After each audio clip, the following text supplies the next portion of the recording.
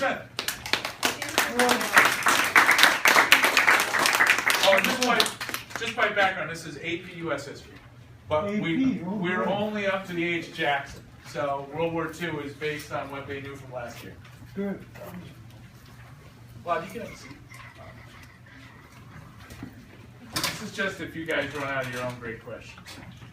Can we start asking them now? Well, however Mr. Smith wants to do it. Former teacher. What? I think I should take my hat off.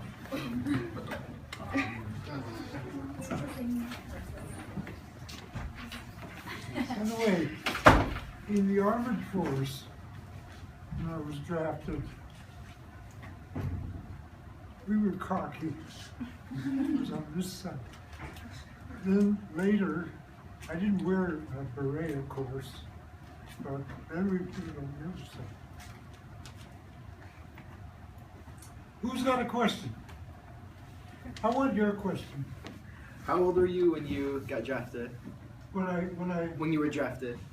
I was 24. I was drafted from a little town in Iowa. Farmers, and there were 328 people. It wasn't little. And you had to be drafted. There was one kid that didn't want to be drafted, but he had flat feet, and they wouldn't take him. So he was a teenager, you might say, in a little area of Iowa, and people didn't like him. And you had to go in the army, and it was an honor. So and then I went from there to eventually to Fort Knox, and I think because I was a farm kid, I would know how to drive a tractor. If you know how to drive a tractor, you'd surely know easily how to drive a tank. And they don't have tires, they have boogie wheels. The good thing that happened to me, which I'm giving you a little tip, is that in high school, I learned to type. So when I was drafted, they give you a whole series of tests, and they let you, and these are old Remington machines, not electric, and they give you a practice, and then you do the real one. So I did the practice, and then I did the real one, and then I've done 111 words a minute. And if you take typing, you should, especially with the computers. So I was accused of cheating. I had to practice and then I had the other. So I said, well, give it to me again. 113. Now, that meant everybody has a record. And so the record follows you from your first day on. And this meant that when I did get on to Omaha Beach, I was picked up by an adjutant general, and he picked me up, not because how I looked, but I could type 113. And he also found my IQ. We didn't have AP in those days, but my IQ was pretty high, higher by 5 points than the adjutant general. So he took me with him directly from Normandy Beach we tried to get to Paris, and the Nazis were still there. So we headed for Reims, do any of you take French? How do you pronounce R-E-I-M-S?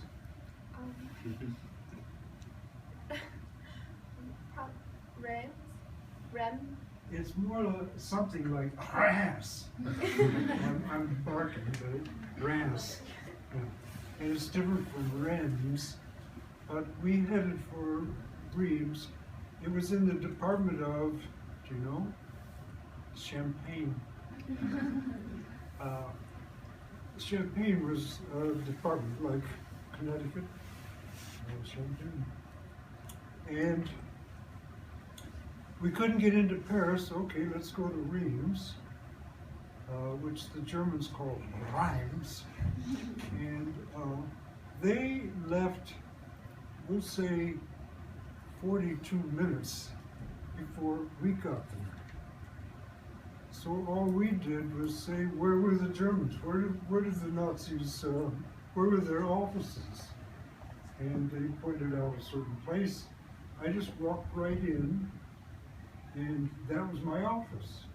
The phones worked.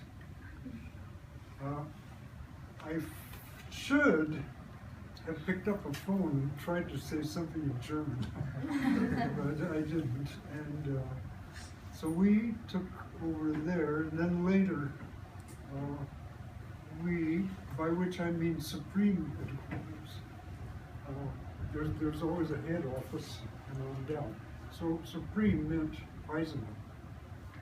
And he had 5 adjutant generals. I was the clerk for AG1, and then we were headquarters. Then there was intelligence, there was supplies, there was, I forget the other 2. I can find it out. So we then moved with Eisenhower to the Little Red School, which was about as little as Stamford High, meaning huge. So that's the start of your question. Who's got a question? What's your question? Oh, my question. Aha! You were late. What's your question? When you were in service, how did you stay in touch with your family? How did I? Stay in touch with family back home. My job in the Army, literally, was to make sure that everybody got mail. So we had 1 million people in Europe. Some were from Poland, some were from other countries even. And my job, literally, was to make sure that we had base post offices spread around the area.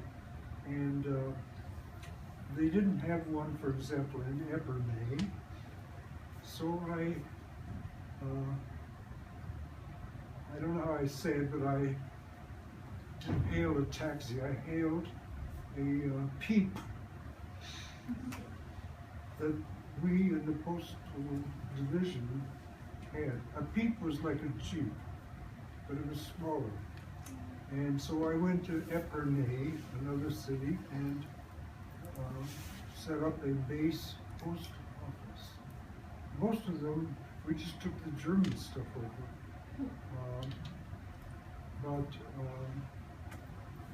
I have pictures here and all that. This is a new book I just wrote, and I'm going to ask Doug to have a copy ordered for the library. Which, for example, it even we also censored the mail. I didn't, but there were officers who did. And I have a sample of a letter that was censored. You can pass this around. It's on page 107. Maybe pass this one. Page 107. Just, yeah, and then you can pass it. It gives you an idea of the one on top is censored, and some officer put his name there.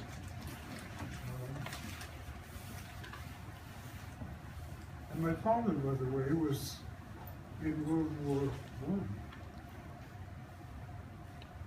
And when I asked, when was the war over, he said, 11. What time? 11.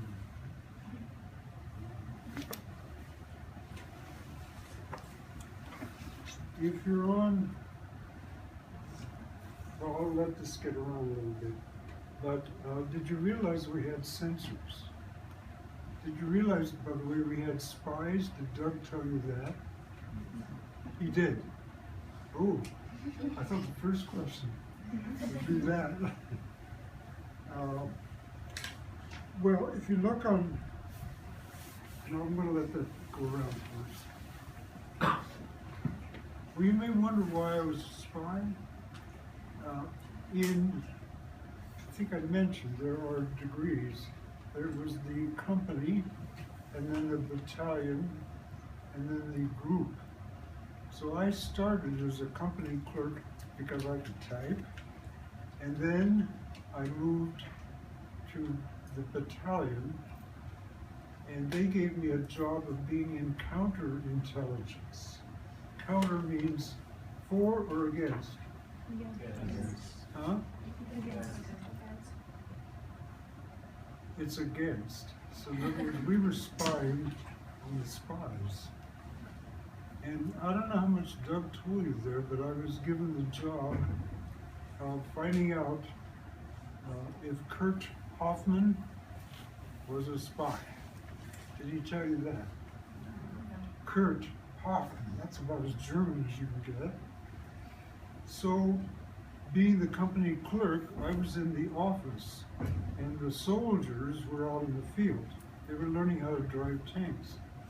So, nobody was around, and I go up, and everybody had a bed, and in the front of the bed they had foot lockers, and somehow I was able to get into his foot locker without a key.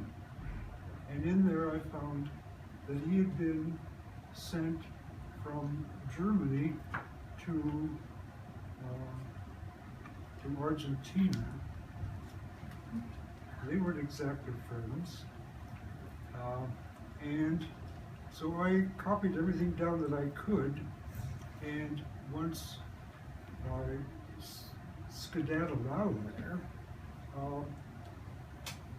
as a counter spy, all I had to do was write what I had investigated, put it in a envelope, and send it to a post office box in Louisville, Kentucky. By the way, that's pronounced Louisville. And now, did they write back? No. It was so secret that I never heard back at all. For all I know, for all I now know, they may have been giving me a test. It'd be like sending one of you to somewhere else, we'll say New Canaan, and you spy on them and come back and tell what you learned, and you were in their classes, etc. So I still don't know whatever happened to Kurt Hoffman. They may have been, he may have been a plant. I was a plant. Nobody else knew. My sergeants, my company people, they didn't know that I was counterintelligence. If you have the book, I think it's coming around again. Well, where's the second book? Maybe you run it that way this time. Take a look on page